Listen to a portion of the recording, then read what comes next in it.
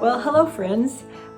Last week while Jack and I were at the Great Passion Play, I actually filmed this week's video with the original painting, and it's one of a lot of people's favorite. It's entitled "SHARIN, the Light."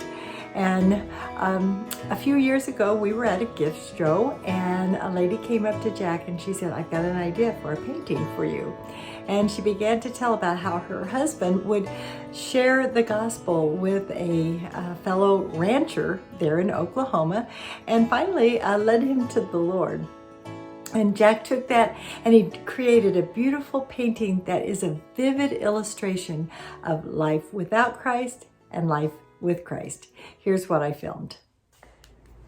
I'm at the Great Passion Play with the original painting, "Sharing the Light." And I wanted to share this with you. It's the true story of this man here who actually kept witnessing to a fellow rancher of his friend and led him to the Lord.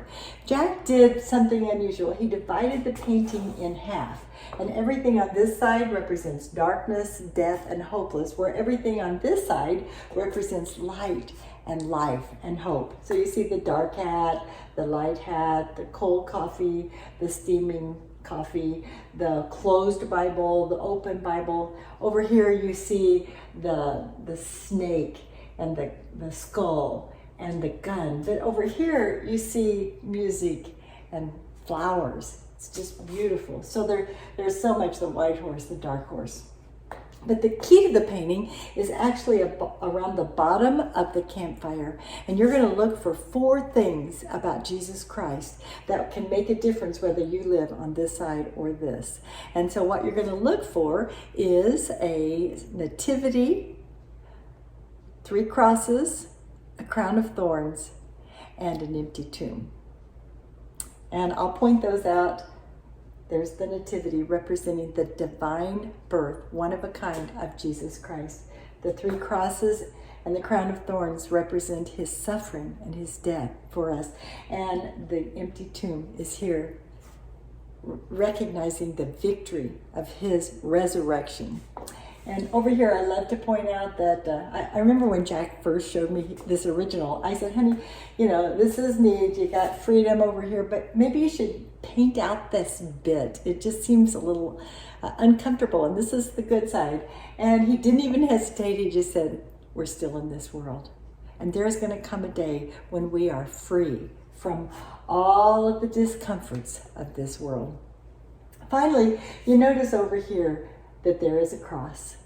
And it's what we believe about what took place on that cross over 2,000 years ago that determines whether we live on this side or this side, in hopelessness or great hope.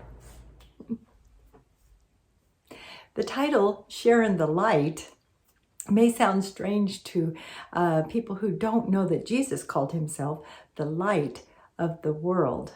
And so, you know, in a sense, we could call this painting by another title, which would be "Sharing Jesus." And the opposite of light is darkness. And sometimes we feel like the world is getting darker. But here's a simple illustration. If I were to strike a match and the lights were all on, you would barely notice the light. But if I were to turn off all the lights and we were in complete darkness and we struck a match, it would just seem like the light would be even brighter.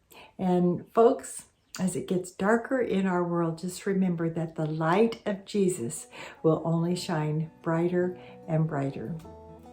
We must tell our story to those who are hungering to know him, and maybe they don't even know it. But that means that we need to be sharing the light.